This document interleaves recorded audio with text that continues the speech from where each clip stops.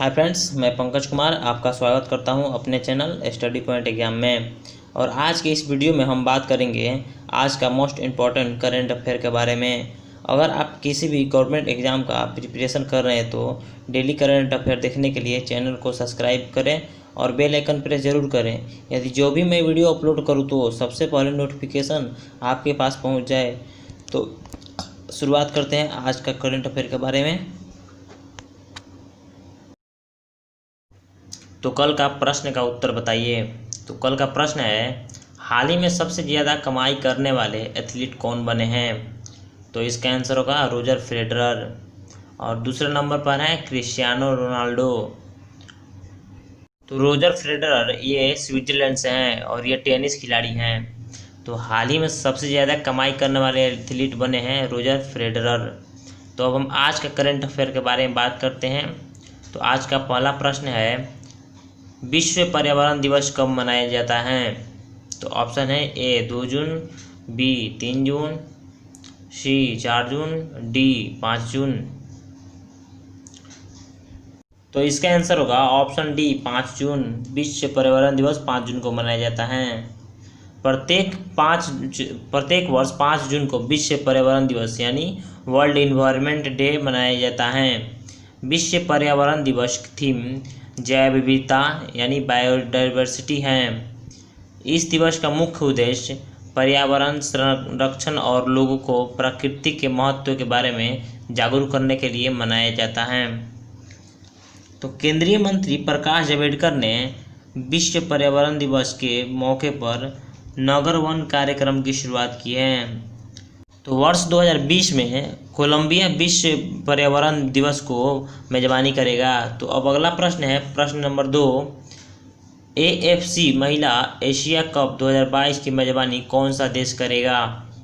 तो ऑप्शन है ए Bharat, B America, सी China, D Japan. तो इसका आंसर होगा ऑप्शन ए भारत। AFC महिला एशिया कप 2022 की मेजबानी भारत करेगा। तो AFC एशियाई फुटबॉल परिसंघ ने साल 1999 पहली बार भारत को 2022 महिला एशियाई कप की मेजबानी मिली है।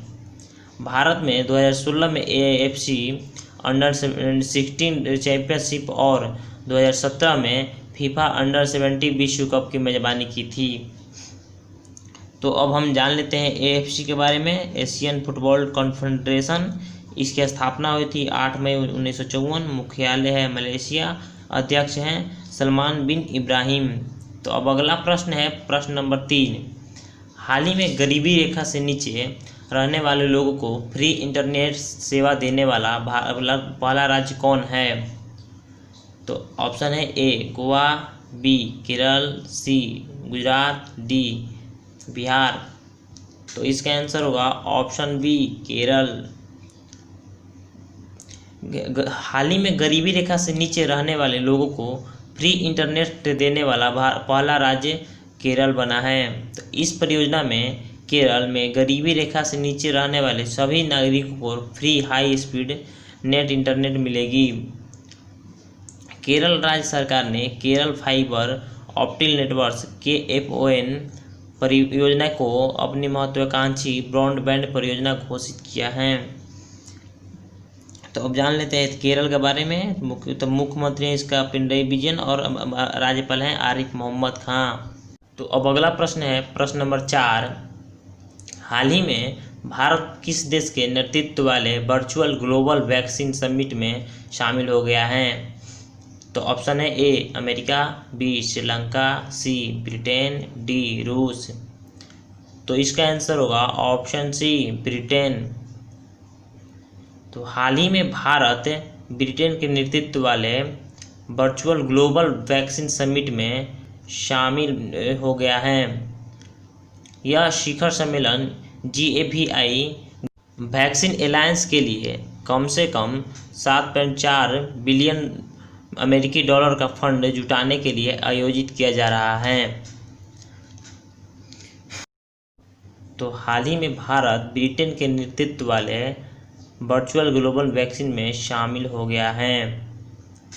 तो अब अगला प्रश्न है, प्रश्न नंबर 5, हाल ही में WTO में राजदूत और भारत के अस्थायी प्रतिनिधि के रूप में किसे नियुक्त किया गया है? तो ऑप्शन है ए ब्रजेंद्र नवनीत, बी अरुण सिंघल, सी TS त्रिमूर्ति, डी कोई नहीं। तो इसका आंसर होगा ऑप्शन ए ब्रजेंद्र नवनीत। ब्रजेंद्र नवनीत को विश्व व्यापार संगठन यानी WTO में राजदूत और भारत का अस्थायी प्रतिनिधि नियुक्त किया गया है।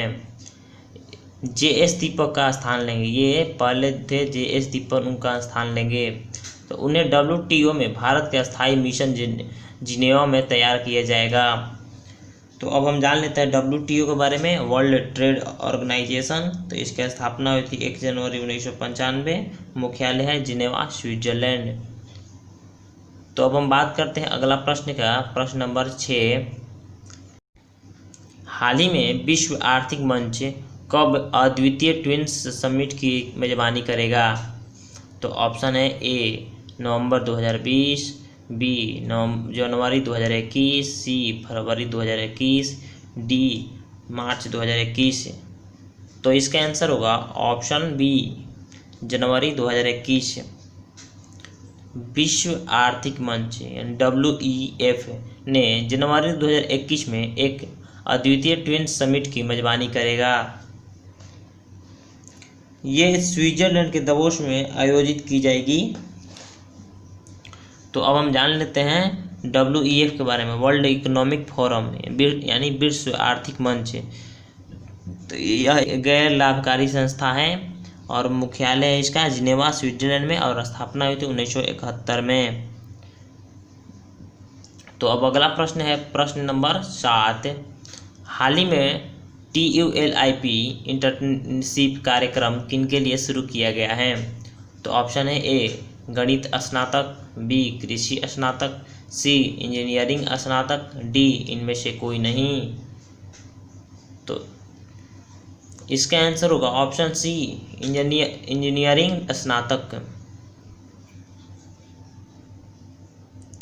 आवास और शहरी विकास मंत्रालय और मानव संसाधन विकास मंत्रालय ने TULIP नामक इंटर्नशिप कार्यक्रम शुरू किया है।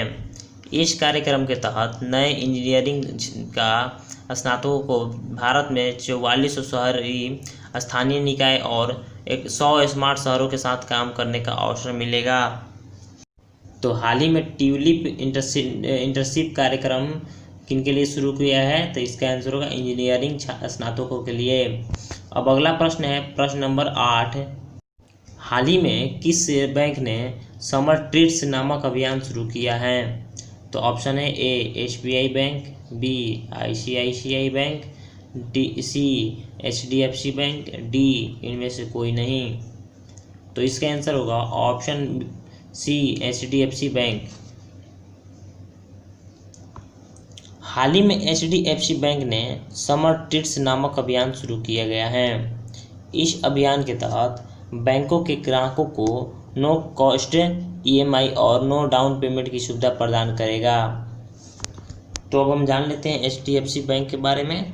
तो इसकी स्थापना हुई थी 1994 में। मुख्यालय है मुंबई, महाराष्ट्र, और MD है प्रबंध निदेशक आदित्य पुरी। तो हाल ही में किस बैंक ने समर ट्रीट्स नामक अभियान शुरू किया है? तो HDFC बैंक। तो अब अगला प्रश्न है प्रश्न नंबर 9। हाल ही में रूसी भाषा दिवस कब मनाया गया है? तो ऑप्शन है ए 3 जून, बी 4 जून, सी 5 जून, डी 6 जून। तो हाल ही में रूसी भाषा दिवस कब मनाया गया है? तो इसका आंसर होगा ऑप्शन डी 6 जून को। रूसी भाषा दिवस 6 जून को मनाया जाता है। इसी दिन रूसी कवि और आधुनिक रूसी साहित्य के जनक A.S. पुशिकिन का जन्म दिवस पर मनाया जाता है। तो संयुक्त राष्ट्र संघ ने हर साल 6 जून को संयुक्त राष्ट्र की आधिकारिक भाषा 6 आधिकारिक भाषा अरबी, रूसी, स्पेनिश, अंग्रेजी, चीनी और फ्रेंच में से प्रत्येक के इतिहास, सांस्कृतिक और विकास के बारे में जागरूक बढ़ाने के लिए रूसी दिवस मनाया जाता है। तो अब अगला प्रश्न है प्रश्न नंबर 10। हाल ही में आरबीआई डिजिटल भुगतान को बढ़ावा देने के लिए कितने करोड़ रुपए का भुगतान संरक्षण विकास बनाने की घोषणा की है? तो ऑप्शन है ए 200 करोड़, बी 300 करोड़, सी 400 करोड़, डी 500 करोड़। तो इसका आंसर होगा ऑप्शन डी 500 करोड़। आरबीआई ने डिजिटल भुगतान को बढ़ावा देने के लिए 500 करोड़ रुपए का भुगतान संरचना विकास कुछ बनाने की घोषणा की है। इस धनराशि का उपयोग छोटे और पूर्वोत्तर राज्य में डिजिटल भुगतान को बढ़ावा देने में खर्च किया जाएगा। तो अब हम जान लेते हैं आरबीआई के बारे में। रिजर्व बैंक ऑफ इंडिया, इसकी स्थापना हुई थी 1 अप्रैल 1935 को और मुख्यालय है मुंबई महाराष्ट्र और गवर्नर है शक्तिकांत दास। ये 25वें नंबर के गवर्नर हैं। तो अब हम अगला प्रश्न का बात करते हैं, प्रश्न नंबर 11। तो हाल ही में किस मंत्रालय ने safe online learning in the times of कोविड-19 नामक बुलकिट लॉन्च की है? तो ऑप्शन है ए मानव संसाधन विकास मंत्रालय, बी रेल मंत्रालय, सी गृह मंत्रालय, डी कृषि मंत्रालय। तो इसका आंसर होगा ऑप्शन ए मानव संसाधन विकास मंत्रालय। मानव संसाधन विकास मंत्रालय ने safe online learning in the times of कोविड-19 नामक बुकलेट लॉन्च की है।